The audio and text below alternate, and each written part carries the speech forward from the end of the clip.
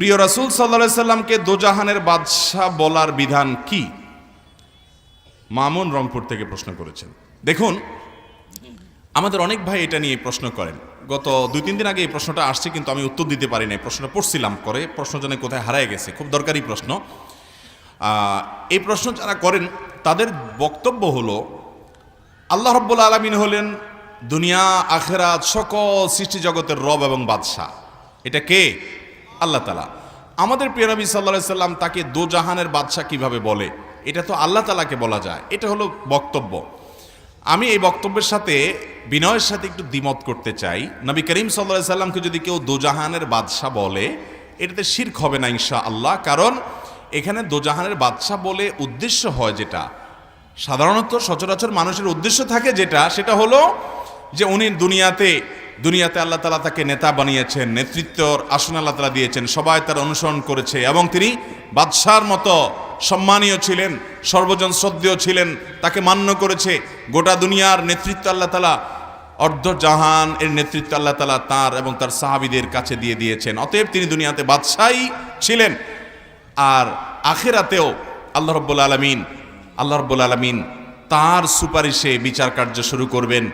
সবাই যখন দৌড়ের উপরে থাকবে, পেরেশান থাকবে, নবীরা পর্যন্ত পেরেশান থাকবে, তখনও আল্লাহ রাব্বুল আলামিনের কাছে তিনি যে সুপারিশ করবেন, তার বিশেষ মাকাম থাকবে, মাকামে মাহমুদ থাকবে। বাদশার মতো একটা প্রশংসনীয় স্থানে আল্লাহ তাআলা তাকে রাখবেন, একটা বিশেষ মর্যাদা আল্লাহ তাকে দিবেন যেটা আর কাউকে দিবেন না। তাহলে বাদশার মতো মর্যাদা থাকবে, তিনি সেখানে এ হলো উদ্দেশ্য। তো এই উদ্দেশ্যে যদি বলা হয় তাহলে তাকে দোজাহানের বাদশা বলাতে কোনো অসুবিধা। আর যদি কেউ আল্লাহ মাফ করুক তাকে আল্লাহ রাব্বুল আলামিনের সাথে তুলনা করে বাদশা বলে, তাহলে সেটা তো অবশ্যই শিরক হবে। আমাদের সমাজে অনেকেই নবী করিম সাল্লাল্লাহু আলাইহি সাল্লামকে আল্লাহর সমতুল্য মনে করে এবং এইটা একেবারে পরিষ্কার শিরক এবং এর কারণে ঈমান হারা হয়ে যাবে, এতে কোনো সন্দেহ। নবী সাল্লাল্লাহু আলাইহি সাল্লামের সাথে কি আল্লাহর কোনো তুলনা চলে? আল্লাহ হলেন স্রষ্টা আর তিনি হলেন সৃষ্টি, আল্লাহ হলেন মালিক আর তিনি হলেন গোলাম। অতএব আল্লাহর সাথে তার কোনো তুলনা চলে না। তিনি আল্লাহর বান্দা, হ্যাঁ, আমাদের মতো সাধারণ মানুষ না। তিনি আল্লাহর রাসূল, আল্লাহর দূত ছিলেন। অতএব তার মর্যাদা ভিন্ন, কিন্তু তাই বলে তাকে আল্লাহর সমকক্ষ এরকম মনে করা যাবে? অনেক অনেক শ্লোক আছে, অনেক আপনার ওই যে বাউল গান আছে যে যিনি আল্লাহ তিনি খোদা, এরকম একটা না বরং একাধিক গান আছে। এগুলো একেবারে পরিষ্কার শিরকপূর্ণ গান, এগুলোতে বিশ্বাস করলে ঈমান থাকবে। এরপরে প্রশ্ন হলো, একজন মানুষ যখন মারা যায় সে কি বুঝতে পারে যে সে মারা গেছে বা কখন বুঝতে পারে? ভাইরা আমার, মানুষের মৃত্যুর ঠিক শেষ মুহূর্তে যখনও তিনি মৃত্যুবরণ করেন নাই, আল্লাহ তাআলার পক্ষ থেকে নিযুক্ত ফেরেশতারা হাজির হয়ে যান। নবী আলাইহিস সালামের দীর্ঘ একটা হাদিসে তিনি এর বিবরণ দিয়েছেন। এটা অদৃশ্যের জগতের বিষয়, যেটা আমরা দেখতে পাই না। এটা জানার একমাত্র উপায় হলো ওহী। আল্লাহ তাআলা স্বয়ং ওহীর মাধ্যমে নবীজি সাল্লাল্লাহু আলাইহি সাল্লামকে জানিয়েছেন, তার মাধ্যমে আমরা জেনেছি। এটি আমাদের জানার সূত্র, কারণ এটা দেখার জিনিস না, আলমুল গায়েব বা অদৃশ্যের জগতের বিষয়। ওহী নির্ভর জ্ঞান ছাড়া এ বিষয়ে জানার কোনো উপায় নেই। তো নবী আলাইহিস সালামের দীর্ঘ হাদিস থেকে আমরা জানতে পারি, কোনো মানুষ যদি জান্নাতি হন, তার রূহ কবজ করার জন্য ফেরেশতাদের একটা বিশাল দল আসে।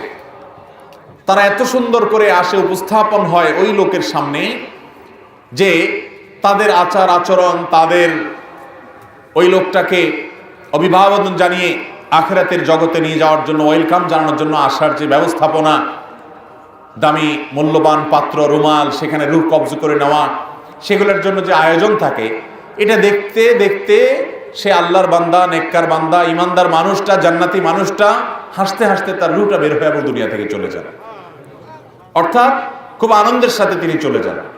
আর এর বিপরীতে যেই লোকটা জাহান্নামী, তার রূহ কবজ করার জন্য ফেরেশতাদের একটা দল আছে, কিন্তু তারা এতটা ভয়ঙ্কর ভাবে উপস্থাপিত হয়, এতটা তীব্র ভয়ঙ্কর রূপে তার সামনে আবির্ভূত হয়, উপস্থাপন করে নিজেদেরকে, যে সে দৃশ্য দেখে তার হাহাকার শুরু হয়।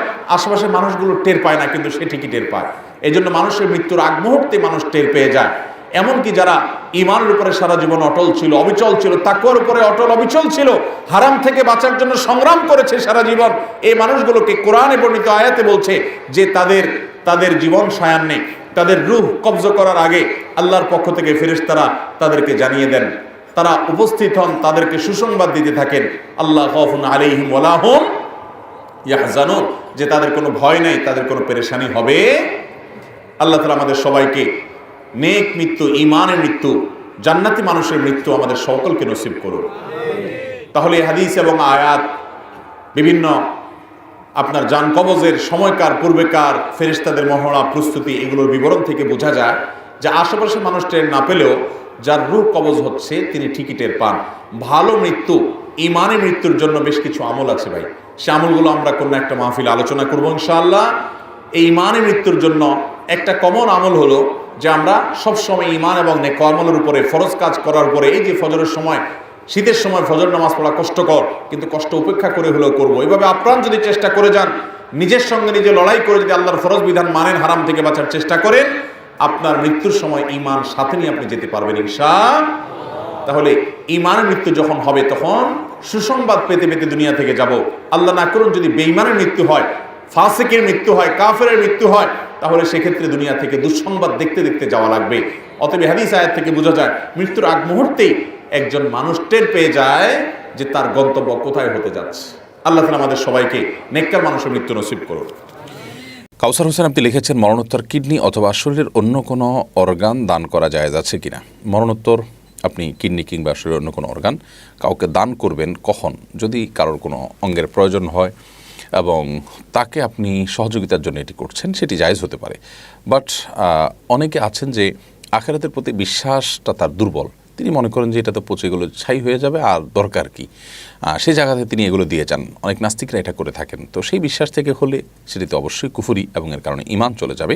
এবং তিনি মনে করেন যে ব্যক্তিগত কারোর প্রয়োজন হোক বা না হোক, হাসপাতালে দিলাম, কারো না কারো দরকার হবে, পচে গেলে কী লাভ হবে না। মানুষের শরীরকেও সম্মান করার নির্দেশ ইসলাম দিয়েছে, যার কারণে একজন মানুষ মৃত্যুবরণ করার পর তার দেহ যাতে অপমানের শিকার না হয়, অবমাননার শিকার না হয়, সেখানে কাটা ছেঁড়া ইত্যাদি না করা হয়, সেই জন্য কিন্তু শরীয়তের সুস্পষ্ট নির্দেশনা রয়েছে। এমনকি রণাঙ্গনে কোনো ব্যক্তি শত্রুপক্ষের কাউকে হত্যা করার পর তার শরীরের অঙ্গ প্রত্যঙ্গগুলোকে কাটাকাটি করা, এটাকে মুসলা বলা হয়। মুসলা কিন্তু শরীয়তে শরীর পরিষ্কারভাবে নিষিদ্ধ, নবী সাল্লাল্লাহু আলাইহি ওয়াসাল্লাম নিষেধ করেছেন, এটা হারাম। তো এখান থেকে বোঝা যায় যে মানব দেহে কোনো প্রকার অপমানকর, অমাননাকর কোনো কিছু করা শরীরের দৃষ্টিকোণ থেকে গ্রহণযোগ্য নয়। বিধায় আপনি মৃত্যু বরণ করার আগেই জীবদ্দশায় বলে রাখলেন যে আমার অঙ্গগুলো হাসপাতালে দিয়ে যেও, এটা হবে সেটা হবে, আমার দেহ দিয়ে কাটাকাটি করবে, পচে গেলে কী লাভ হবে, এটা শরীয়তের নির্দেশনা নয়। শরীরের নির্দেশনা হলো একজন মুসলমানের মৃত্যুর পর তার শরীরকে সুন্দর করে দাফন করে যেতে হবে। হ্যাঁ, কোনো মানুষ অবিশ্বাসী আল্লাহর প্রতি, যার কারণে তিনি দিয়ে গেছেন, তাহলে সেটা ছাত্ররা সেটা ব্যবহার করতে পারেন, সেটা ভিন্ন বিষয়। বাট কোনো মুসলমান তিনি তার শরীর, তার দেহ হোক মৃত্যুবরণ করার পর সেটা মাটির সাথে মিশে যাবে, তারপরও তার দায়িত্ব হলো যে দাফন কাফনের যে ফরজ বিধান আছে সেই ফরজ বিধানটা মেনে চলা, নিজের শরীরকে এই কাটাছাড়া করতে দিয়ে যাওয়া এবং দাফন কাফনকে অযথা মনে করা, এটা শরীয়তের একটা গুরুত্বপূর্ণ বিধানের প্রতি অবজ্ঞা এর শামিল। আল্লাহ তাআলা কোনটা কেন দিয়েছেন সেটা তিনি ভালো জানেন। অতএব আল্লাহ তাআলার এই নির্দেশগুলোর যথার্থতার প্রতি ইয়াকিন এবং ঈমান, বিশ্বাস আমাদের থাকতে হবে। যেমনটি বললাম যে নির্দিষ্ট কারোর হয়তো কিডনির প্রয়োজন, আপনি বললেন যে তার কিডনি যদি ট্রিটমেন্ট এর মধ্যে না হয় আর আমার মৃত্যু হয়ে যায়, তাহলে কিডনিটা খুলে তাকে দিয়ে দিলেন বা চোখটা খুলে তাকে দিয়ে দিলেন। এটা ওই ব্যক্তিকে সহযোগিতার জন্য আপনি করলেন, সেটা ভিন্ন কথা, সেটা জায়েজ হতে পারে।